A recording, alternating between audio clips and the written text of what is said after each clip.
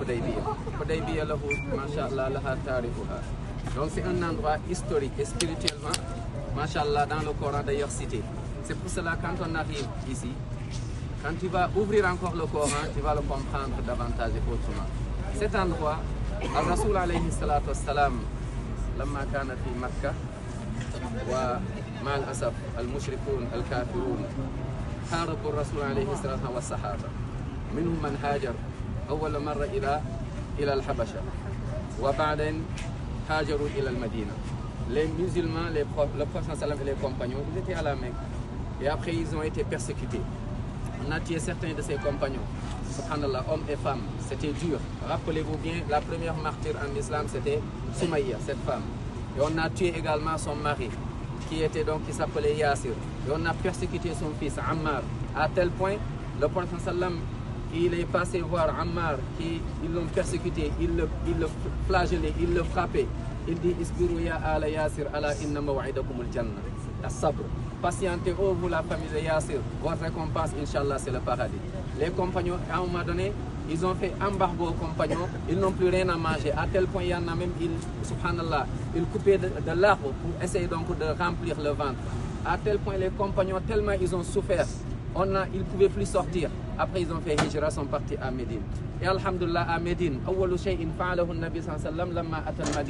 la première chose qu'il a fait, donc banal masjid. Il a construit la mosquée, sallallahu alayhi wa sallam, il a donc tissé la fraternité entre les muhajiroun, ceux qui étaient ici et sont partis là-bas, et ceux qui les ont accueillis, on les appelle al-Ansar. Donc alhamdulillah, il y a eu un état, machallah, les musulmans ont repris encore un peu plus de souffle, alhamdulillah, de la force. Et Rasoul sallallahu alayhi wa sallam, il est venu donc faire la Umrah avec les compagnons. Regardez bien, nous on est venu facilement, on a fait la Umrah. Rasoul alayhi salatu wassalam, arada ada al-Umrah, ma'a sahaba radiallahu anhum. Et les compagnons étaient contents, étaient tellement fiers. Mashallah, Omar radiallahu anhu, Othman et Wabaqi Sahaba, tellement ils étaient heureux. Et quand ils sont arrivés à les Quraysh, là où on était, à l'intérieur, donc ils ont appris que le prophète sallam est venu faire la Umrah avec les compagnons. Aussitôt donc ils ont envoyé, subhanallah, un message des émissaires venant voir le prophète sallam, non, il n'y a pas de Umrah. Le prophète sallam dit, si on va faire la Umrah, non, il n'y a pas de Umrah.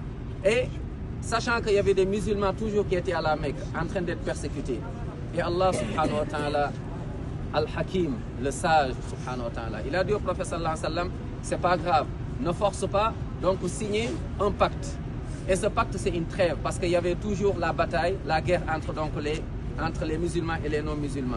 Vu qu'il y a beaucoup de musulmans qui sont à la Mecque, vu que le Coran, mashallah, et la sunna, l'islam, toujours il y a ces traces à la Mecque, et que c'est possible que ces gens, même qui ne sont pas musulmans, demain se convertissent, donc ne fais pas la guerre. Parce que si tu fais la guerre maintenant, les gens, subhanallah, qui sont touchés par l'islam et qui veulent devenir musulmans, peut-être ils vont mourir dans la mécréance. Et les gens qui sont là-bas déjà musulmans, convertis, peut-être aussi on va les tuer. Donc maintenant, signer un pacte, une trêve, il n'y a plus de guerre, pendant 10 ans. Et ce pacte, ils l'ont fait ici, on l'appelle pacte donc Sulh al-Hudaybiyah. Ici, et aussitôt, le prophète sallam, subhanallah, shawara ma sahaba, il a fait cela, il a vu les compagnons. Et donc, ils ont discuté, il a pris Othman ibn Affan, et mashallah, donc il l'a envoyé pour la mission. Et Othman est parti, il y a eu des rumeurs comme quoi ils ont tué Othman.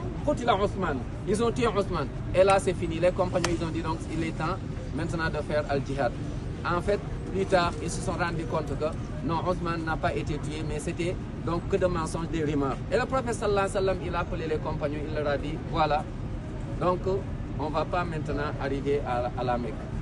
Donc faire la Umrah. Imaginez Médine, là ils sont presque arrivés. Mais là on apprend la sagesse du prophète sallallahu alayhi wa sallam, il voit loin. Des fois tu peux laisser une chose pour gagner encore beaucoup plus. Et il a appelé les compagnons, il dit, donc on va faire un pacte ici, on va signer entre nous d'abord et Allah subhanahu wa ta'ala, et on va signer donc il n'y a pas de guerre. Il n'y a pas de ce pacte. Parmi donc ce qu'ils ont signé, c'est que les musulmans, cette année, ils ne vont pas faire Umrah. Ok, il n'y a pas de souci. Et les musulmans, donc chacun reste donc dans son coin et garde sa religion. Et le prophète sallallahu alayhi wa sallam, il sait qu'il y a, Allah subhanahu wa ta'ala lui a révélé qu'il y a beaucoup de gens qui vont devenir musulmans. Pendant ce moment, donc de cette année donc de l'Hudaybiyah, de ce pacte, il y a eu beaucoup de conversions. Parmi les conversions, subhanallah, donc l'impact de cet acte, il y a eu des conversions parmi les têtes. Parmi eux, il y a, subhanallah, celui qu'on appelait Saïfullah, c'était qui? Al-Masloul, Khalid ibn al-Walid. Allah subhanahu wa ta'ala a fait, subhanallah, pendant ce moment donc, cette année, Khalid donc, mashallah, devait venir se convertir. Amr ibn al-As, rappelez-vous bien quand ils sont partis en Éthiopie, les musulmans, les non-musulmans, ils avaient envoyé quelqu'un pour les empêcher de venir voir le roi et dire que ces gens-là, c'est des fugitifs, c'est des gens mauvais. Et cette personne-là, Allah subhanahu wa ta'ala, donc, il a retourné son cœur donc, pour qu'il puisse se convertir. Subhanallah. Et ainsi de suite. Et un troisième compagnon. Et le prophète sallallahu alayhi wa sallam, d'ailleurs, il a reçu le verset.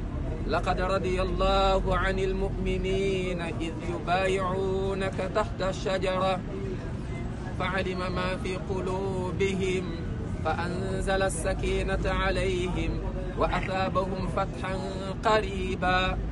Allah s.a. dit لقد رضي الله عن المؤمنين. Allah est agréé, Allah est content, Allah est satisfait des compagnons radiyallahu anhu. Allah s.a. il dit je suis content, je suis satisfait, j'aime ces compagnons qui sont avec toi là pendant ce jour qui était ici. Les compagnons étaient là où on a été, là où on est aujourd'hui. Imaginez juste quelques secondes, subhanallah, là où on est là, peut-être le prophète était là, sallallahu alayhi wa sallam. Est-ce qu'on n'est pas choisi, chers frères? Est-ce qu'on n'est pas choisi? Imaginez, là où on est, peut-être les gens du paradis étaient là. Allahu Akbar. Peut-être là où on pose nos pieds là, c'était les gens du paradis posaient ici leurs pieds. Allahu Akbar. Ça suffit pour tout. Wallahi ça, on ne doit plus se plaindre. On ne doit que dire Alhamdulillah. On est dans un endroit où les gens du paradis étaient là. Allah subhanahu wa ta'ala, il révèle le verset du Coran qui a été révélé ici. Subhanallah. Je ne sais pas si vous imaginez. Le Coran était révélé, le verset quand il descendait, et les compagnons étaient là. Et là où le Coran est révélé, là où il y a la descente, là où il y a Allah subhanahu wa ta'ala, fawqa samawati wal ard, il a envoyé Jibril pour dire au prophète sallallahu alayhi wa sallam, pour lui donner les versets. Le prophète sallallahu dit ça aux compagnons radiyallahu anhum. Et ces versets, on les récite nous aussi, jusqu'à présent, dans nos prières. Allez dans Suratul Fath. Dans Suratul Fath. C'est dans cette sourate que vous allez voir Allah s'en dit Muhammadur Rasulullah walladhina ma'ahu ashidda 'ala al-kuffar ruhama baynahum tarahum ruk'an sujjadan yabtaghuna fadlan min Allah wa ridwana simahum fi wujuhihim min athari sujud simahum fi wujuhihim min athari sujud dhalika mathaluhum fit tawra wal injil. Allah s.a. nous parle de ses compagnons. Il dit laqad radiyallahu 'anil mu'minina idh yubayi'unaka. Allah dit il est content, il est satisfait de ses compagnons. Ils vont au paradis, ses compagnons. Allah s.a. dit ses compagnons, c'est bon, Allah est content d'eux, c'est le paradis. Quand idh yubayi'unaka tahta shajara, quand ils ont fait un pacte, quand ils sont engagés avec toi, ils ont signé, mashallah, avec toi, comme quoi tout ce que tu leur demandes, toi Mohammed, ils vont le faire. Tout ce que tu leur interdis, ils vont le délaisser. Les compagnons, ils ont signé ici, c'est ici. Tahta shajara, l'arbre qui est là. Donc, wallahu alam si c'est cet arbre. Mais ça m'étonnerait parce qu'à l'époque, Omar ibn al-Khattab, il avait coupé l'arbre.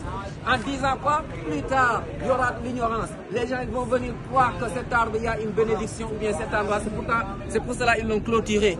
Donc, il n'y a pas un acte d'adoration ici ou bien une prière qu'on doit faire ici particulièrement. On vient juste ici pour donc se rappeler de ce qui s'est passé, mais également pour se préparer nous aujourd'hui pour ce qui va venir, Inch'Allah Ta'ala. Est-ce que nous, Allah est satisfait de nous? Est-ce que nous, Allah est satisfait de nous? Ici, Allah s.a. est satisfait des compagnons. Est-ce que nous, Allah s.a. nous aime? Allah s.a. les gens qui étaient là, Allah dit je vous aime. Est-ce que nous, Allah nous aime? Allah dit les gens qui étaient là, c'est des gens du paradis. Est-ce que nous sommes des gens du paradis? Parce que les compagnons d'Allah, ils ont signé avec le prophète sallam comme quoi qu'ils ne vont pas désobéir au prophète sallam. Est-ce que nous, on ne le désobéit pas? Est-ce que nous, on suit le prophète sallam? Est-ce qu'on a accepté que tout ce qu'on fait, on demande d'abord, est-ce que le prophète sallam l'a recommandé? Est-ce que le prophète sallam, s'il nous interdit, est-ce qu'on est prêt à le délaisser? Parce qu'on ne sera jamais croyant tant que le prophète sallallahu alayhi wa sallam, on ne l'a pas mis devant nos décisions. Allah dit, ils ne seront jamais croyants tant que toi, Mohammed, ils ne t'ont pas mis devant leurs décisions. C'est toi d'abord, tu décides. وما كان لمؤمن ولا مؤمنة إذا قضى الله ورسوله أمرا أن يكون لهم الخيرة من أمرهم. Il n'appartient nullement à un croyant, à une croyante, une fois qu'Allah et son messager ont décidé d'une chose, d'avoir le choix dans leur façon d'agir. ومن يعص الله ورسوله, quiconque désobéit Allah et son messager, faqad dalla dalalan mubina, c'est égaré, c'est d'un égarement évident. Allah dit وما آتاكم الرسول فخذوه وما نهاكم عنه فانتهوا. Tout ce qu'il vous donne, prenez. Tout ce qu'il vous interdit de laisser. Cela, si on le fait, on est comme les compagnons radiyallahu anhum, parce que Allah dit subhanahu wa ta'ala والسابقون الأولون, c'est les compagnons tout premiers, من المهاجرين والأنصار والذين تبعوهم, et ceux qui viennent plus tard, mais ils ont suivi les compagnons radiyallahu anhum. Là où ils posent leurs pieds, ils posent là-bas. Tellement ils suivent le prophète sallallahu alayhi wa sallam, ne désobéissons pas à Rasul sallam. On suit sa sunna. À tel point, Abdullah ibn Omar, tellement il suivait le prophète sallallahu alayhi wa sallam. Une fois, il passait vers un arbre. Dès que le prophète sallallahu alayhi wa sallam arrivait, il baissait un peu la tête parce que sinon l'arbre va le toucher. Et Abdallah, il était plus petit de taille. Et s'il marche, l'arbre ne le touche pas. Mais il baisse la tête. On lui dit pourquoi alors que l'arbre ne touche pas? Il dit parce que Ra'aytu Rasulallah sallallahu alayhi wa sallam, j'ai vu le prophète, il baissait sa tête, je le suis. Sallallahu alayhi wa sallam. Ici, Hudaybiyah. Allez dans Surat Al-Fath, une fois rentré à la maison. Prenons le temps, on ouvre le Coran, on regarde dans Surat Al-Fath. Allah subhanahu wa ta'ala donc nous parle donc de cette situation et vous regardez tafsir, ce qu'encore les mufassiroun, les exégètes, les savants, qu'est-ce qu'ils ont dit donc de cet endroit. Pour résumer, chers frères, chères sœurs, encore une fois, on est choisi. Allah nous a appelés, Allah nous aime. Allah subhanahu wa ta'ala nous a appelés, on a répondu fi dunya. Qu'Allah subhanahu wa ta'ala nous facilite la réponse yawm al-qiyamah au paradis. Les gens qui étaient là, c'était des gens du paradis. Qu'Allah ne nous a pas montré, barakallah fi al-hajj. Allah subhanahu wa ta'ala, il ne nous a pas montré ces gens, on ne les a pas vus. On n'a pas vu le prophète sallallahu alayhi wa sallam. On ne l'a pas vu, mais le prophète parle de nous sallallahu alayhi wa sallam. Une fois il est avec les compagnons, il dit ikhwani, mes frères. Les compagnons disent, ne sommes-nous pas tes frères, ya Rasulallah? Ce hadith, il est trop triste. Ne sommes-nous pas tes frères, ya Rasulallah? Il dit, bal antum ashabi, vous êtes mes compagnons. Allah vous a choisi dans la même période, même époque que moi. Mes frères, ce sont des gens qui vont venir plus tard. Ils ne m'ont jamais vu. Allah. Ils ne m'ont jamais vu. Peut-être ils ne parlent même pas l'arabe. Ils ont juste entendu parler de moi. Et Allah a ouvert leur cœur. Ils ont dit Ashhadu an la ilaha illallah wa ashhadu anna Muhammadan Rasulullah. Ces gens-là, ce sont mes frères. Nous sommes les frères du prophète Muhammad sallallahu alayhi wa sallam. Nous sommes les frères de Rasul sallallahu alayhi wa sallam. Le prophète était ici sallallahu alayhi wa sallam. Chers frères, wallah, c'est trop fort. Wallahi, c'est trop fort et je finis avec ça. C'est trop fort. Le prophète, que des millions de personnes, tous les jours, ils prient sur lui. Allahumma salli. Tous les jours, on prie sur le prophète. Des milliards, les musulmans. Subhanallah. Qui aimerait être là où on est là où Hajj est là où Hajj est là où vous êtes ici, là. Le prophète sallallahu alayhi wa sallam et les compagnons étaient là. La ilaha illallah. La ilaha illallah. Les gens de Jannah, ils étaient là où on est là. En fait, on est, illa man rahimallah, on est malade de cœur. Nos cœurs sont malades. Ouvrons les cœurs. Réfléchissons, voyageons direct. Rappelons-nous, chers frères. نسأل الله سبحانه وتعالى أن يجعلنا من أهل الجنة. نسأل الله أن يرحمنا. نسأل الله سبحانه وتعالى الفتاح أن يفتح لنا أبواب خير الدنيا والآخرة. نسأل الله الشافي أن يشفينا من كل مرض ومن كل سقم ومن كل سوء. نسأل الله الحفيظ أن يحفظنا. نسأل الله سبحانه وتعالى الذي لا تأخذه سنة ولا نوم ولا يعجزه شيء في الأرض ولا في السماء. اللهم ارض عنا يا رب. اللهم كما رضيت عن الصحابة يا رب ارض عنا يا رب. اللهم ارض عنا يا رب. اللهم اغفر لنا يا رب. اللهم ارحمنا يا رب. اللهم ما رأينا الرسول صلى الله عليه وسلم ولا الصحابة. الله نسألك أن تجمعنا معهم في الجنة مع زمرة النبيين والصديقين والشهداء والصالحين وحسن أولئك رفيقا. وصل اللهم وسلم وبارك على نبينا محمد وسلم تسليما كثيرا. سبحان ربك رب العزة عما يصفون وسلام على المرسلين.